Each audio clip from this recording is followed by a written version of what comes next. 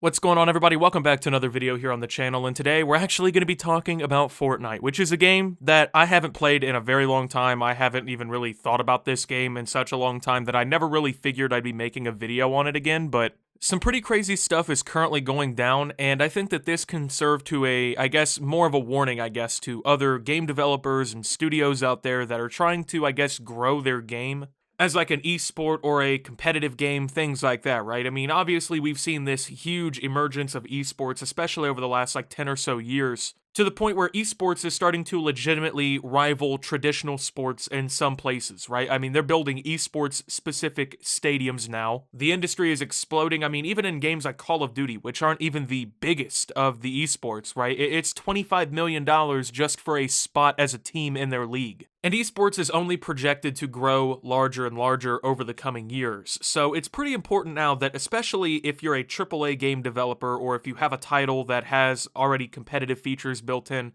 that you're doing whatever you can to sort of optimize the competitive play and feel of your game, and also to try and grow the game's branding and everything to make it a legitimate, staple of esports. Well, since Fortnite became one of the largest video games of all time, it also became one of the larger esports out there as well. I mean, there's been these Fortnite Cups and all kinds of things that have been going on, these invitational tournaments. We've seen 17-year-old kids winning $250,000 and all kinds of different things in these tournaments, and people's lives being changed. But right now, Epic Games is taking a stand on a topic that honestly I don't really think is worth taking a stand on, and I think all this is going to do in the long run is not only hurt their trust with their community, but also is damaging the concept of making Fortnite a established esport. Before we get any further into the video, I just want to say that nearly half of you watching have yet to subscribe. I try to post multiple videos per day to keep you entertained, so consider leaving a like to help support, and subscribe with notifications on so you never miss anything. Also, all of my socials are on the screen right now, so consider leaving a follow on these for more awesome content, and also consider grabbing a shirt if you're really awesome. Now to the rest of the video.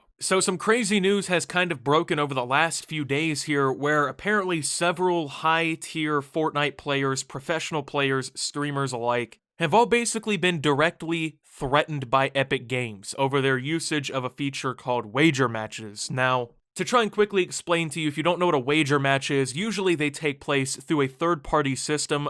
For instance, like Call of Duty wager matches and things like that go through game battles, and MLG, and there's UMG, there's a bunch of them at this point, but usually it's like a third-party website that you create an account on, you link whatever your account is through the game, and you post wager matches against other players, and you're basically playing for money. Now, this can vary from like $1 per match to $20, $50, $100, $500 a match in certain, tiers of play. Now, in esports, and really in gaming now, wager matches have become common, okay? Especially in first-person shooters and in titles where competitive esports and things like that haven't necessarily caught up. For a while, they were pretty much the mainstay of trying to play COD for money, okay? If you weren't like one of the 50 players playing in these tournaments and whatnot, you were basically playing wager matches against other really talented players. Now, Fortnite also has a similar feature that people run where they'll play, there's like kill races and things like that where you guys will play matches, and whoever can get to a certain amount of kills or whatever the quickest, or whoever comes out with the most kills between you guys ends up winning the match in the prize pool. So you could win $5 or whatever per match. Now, not only is this a way for people who are trying to make gaming their career, a way for them to make money, but it also is a way for professional players to play people and actually get like a challenge/rewarding experience out of it. I mean, if you're if you're Scumpy, right, playing Call of Duty, at a certain point, playing public matches probably isn't going to be fun to you because you're just going to steamroll the competition. I don't know, actually. The way skill-based matchmaking is in Black Ops Cold War, man, Scumpy's probably fucking playing Clayster and Nade Shot and everyone else, but it's a way for these professional players to earn a little bit of money, they can stream them or whatever, and they actually play people who are talented, and they get a challenge out of it, and, they can hone their skills or whatever, right? So Epic Games, though, has taken a pretty big public stand against them, actually, as far as even going as threatening players with permanent bans if they do not stop playing wager matches. Now, we're going to be taking a look at some tweets from somebody by the name of Clicks, who I guess is a professional Fortnite player, won't be playing or having anything to do with wagers anymore, just personally got messaged by Epic and was told to stop or it will result in a ban. Recommend others to stop as well, tweeting this so people are aware. Also, won't be able to play Arena with the amount of fucking stream snipers I have, so we'll be starting to play Arena box fights, or Green vs. Purple Go Goated. So Arena is like the competitive playlist in Fortnite. If you play COD, I know I'm making a lot of comparisons to COD, but if you play Call of Duty, it's essentially like the League play mode, except it actually has value. Like, if you do really well in the Arena mode or whatever, and you like place high on the leaderboards, you can actually be formally invited to play into tournaments and esports events. Now, when people like Clicks unfortunately play Arena, okay, there are people who will watch them stream, they'll jump into Arena, and they'll stream snipe them, aka watch their stream, find out where they are, and come fucking kill them. Pretty pathetic. It's kind of a loser way to play. I really don't have a lot of respect for stream snipers, but at the end of the day, they're trolling, and that's what they do. So he can't really find any enjoyment out of playing the competitive playlist due to this very public and very obvious issue. So he was resorting to wager matches, and this is something that professionals do in a lot of games. This isn't just Fortnite. This is a pretty common thing, but I'm not understanding why Epic is taking such a, I guess, massive stance against this. Now, from this article that I found through Double Tap, Epic Games' push comes with the intent to deter the promotion of underage gambling on its platform. Clicks, like a ton of other pro Fortnite players, is very young and below the legal gambling age. Their message to him was a warning, and if he had continued to participate in these matches, he would have been banned from participating in the game entirely. The frustration of both him and Clicks is understandable. Wagers functions as their way of facing proper competition in the game when the other modes may seem too easy for them. Clicks pointed out in his tweet that he, quote, won't be able to play Arena with the amount of expletive stream snipers that he has, which is also the case for many other pro players. From their perspective, the ban is pushing them into a corner, limiting both their competition and the ways that they can entertain their viewers. Epic hasn't released a statement on the issue yet, however, backlash from fans may force them to change their stance.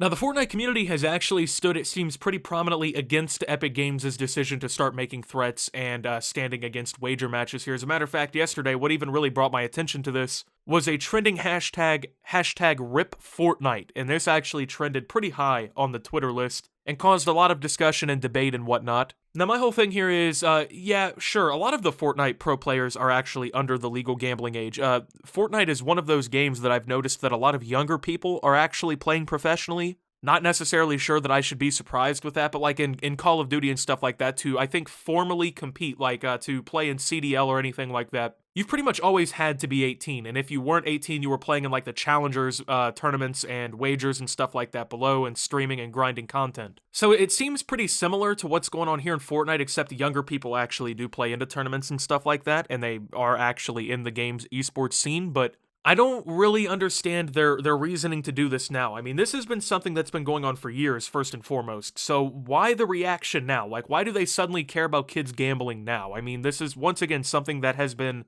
commonplace in the esports industry for a long time now, in the gaming industry for a long time now. I mean, I don't even know how long wager matches have been around. If you think about it, people were betting, probably in arcades on matches of Mortal Kombat on arcade machines back in the 80s and 90s. It's honestly a pretty, I would say, commonplace thing to the point where I don't even see why they would see a big deal out of it. I mean, sure, these kids, they are under the gambling age or whatever, right? But I don't really think that this is gambling in the same sense of like a slot machine. I mean, if you go into a casino, sure, a 14-year-old should not be allowed to go into a casino, sit down and start gambling their fucking pocket change away. Because it's not really skill-based, that's odds-based, right? I mean, you got, what, a 1 in 3,000 chance or whatever of winning money back on slots. I don't know what the odds are. But if you're like really talented at Fortnite and like you understand the meta and like you play a lot and you're just one of the best players in the world, that's not the same thing as gambling on a slot machine. Because you actually affect the outcome with what you do. You know what I'm saying? I don't really see that as quote-unquote gambling in the same, I would say, traditional terms